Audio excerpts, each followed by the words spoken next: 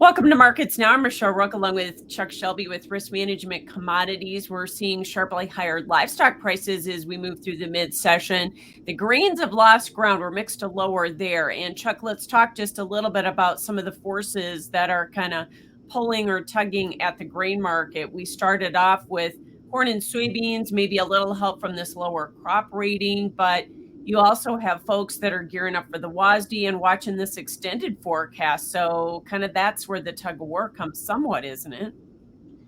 A lot of information from last night till this morning's markets. I think probably what the market's dropping back is the extended forecast and the near-term forecast. One of the weather models is bringing significant moisture into the dry areas. Temperatures have cooled off, so a lot of producers would welcome the moisture. It's getting down to the point here where we really need to see that change. I don't think a lot of damage has been done so far, but the market, has built some premium in, and if rain comes, I think the market's probably will show a weaker side to it. Yeah. But it is going to be really difficult, even if we get those rains, isn't it, Chuck, to have these record yields that USDA has predicted? Yeah, I think at this point you have taken in some areas. There's been some damage that's probably irreversible. I think also as we go forward, it's still not made, and for the USDA to project that big of an increase over the previous record, that was a pretty big stretch, and I would have to say that's off the table at this point in time. Right. But even if you have lower supply, we also have the flip side of that, which is lower demand. And that's all going to show up in this WASDE here on Friday, isn't it? Yeah, I don't think the USDA is going to change their yield or acres on at all on Friday, and when they print at least what they did before, 2.2 billion bushel corn carryout, that just comes back to kind of put it in perspective that even a lower yield, the suspect demand has been a problem too. We haven't seen any, new demand show up, so it's going to be a pretty big number on Friday. That's the market's been anticipating as we move forward into the last part of June and July. That's where the weather is going to get critical. And at the end of the month, how many acres did we really end up planting? That's gonna be a very, very big report after we get past Friday. Yeah, I was going to say that report is much bigger than the one we're going to see here on Friday, right? Yeah, pretty much the numbers Friday. Again, it's going to be a big corn carry out, an expanding bean carry out. So the market's already thinking that way. So I don't think it'll be shocking. I think they'll probably on Friday pay more attention to what the rain gauges show up over the weekend, and what the longer term forecast shows again. Right. Now, the funds have gone short in the corn market. They actually parlayed that down just a little bit on last week's Commitment of Traders report. They're maybe just yet slightly long in the soybean market, and really the lack of their push or money coming in and pushing this market has been a little bit of an issue too, hasn't it?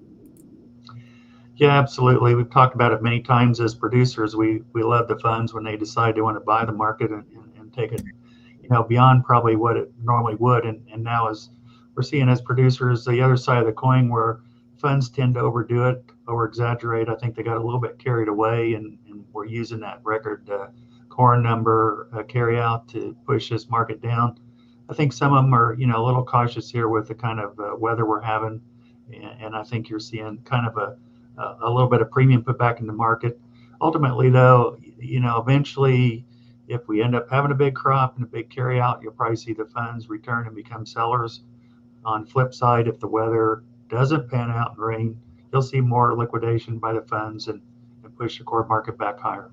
Yeah, we're certainly sitting right on a precipice point right now. What about news this morning out of Ukraine? They had a dam that broke. It may impact some of the production down in the southern parts of the country. Looked like we chased that headline in the wheat market at least early on, but have since backed off, right? Yeah, it was kind of interesting. I mean, during the course of the evening and night, when that news came out, the market was up sharply. But as the day wore on, we've slipped back into negative territory. So it just seems that this war continues to go on. The market, makes a reaction, but it doesn't know what to make of it. Again, world buyers have not been showing up as we would like to see.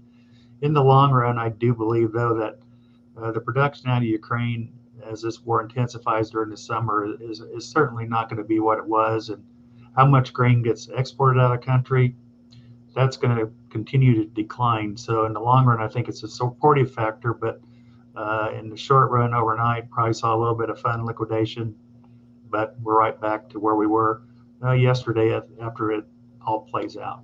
And like you say, even though we get all of that news out of there, it really doesn't change how much demand we have had for our crop, which has been not enough to really get this market moving.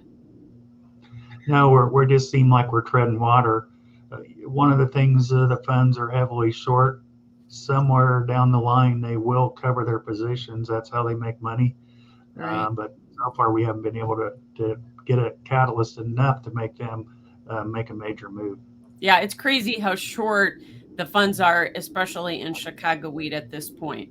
Let's talk about the cattle market. More new contract highs here today in both live and feeder cattle futures. We had record cash last week, and it looks like we could have record cash again this week if you look at what the boxes are doing here again at noon.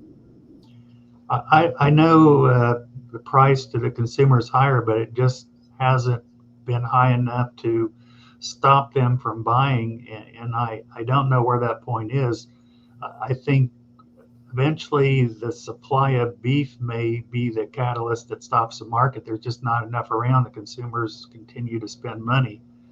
One of the bright spots, I guess we would say, I think the hogs are benefiting from this.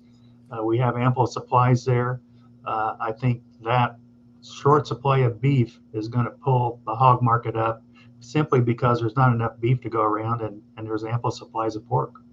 So do you think that's what's really happening, or are the funds who are record short in that market just finally kind of blowing out of some of those shorts? I think it's a combination. I'm a fundamentalist, so again, when beef is just not enough to go around, I really think consumers throughout the course of the summer will switch over to pork. I think restaurants will feature it. I think again the funds have been heavily short. Again, they're take their money off the table. So, but I do like the idea that pork will be featured, and it's a substitute or replacement or whatever way you want to look at it when we just don't have enough beef to satisfy the consumer demand. Well, let's hope that's the case here. How much upside do you think, though, will we see a recovery in this hog market after we were looking at contract lows only 2 weeks ago? I think it's a reasonable expectation to see $10 on the hog market put back on as we move through the course of the summer, as we see that demand pick up and we're able to move the product. All right, let's hope we get that. It's about time. It's been a tough situation for producers. A lot of them are looking at negative margins right now, aren't they? Yeah, it's been frustrating. I guess from one standpoint, the input side of corn and meals, dropped back. But going forward, hopefully the pork producers can get back to a profitable level, and I think that opportunity exists during the course of the summer. Beyond that, it's going to be an interesting question for both cattle and hogs as we move into the fall. All right. Thank you so much. Chuck Shelby with Risk Management Commodities. That is Markets Now.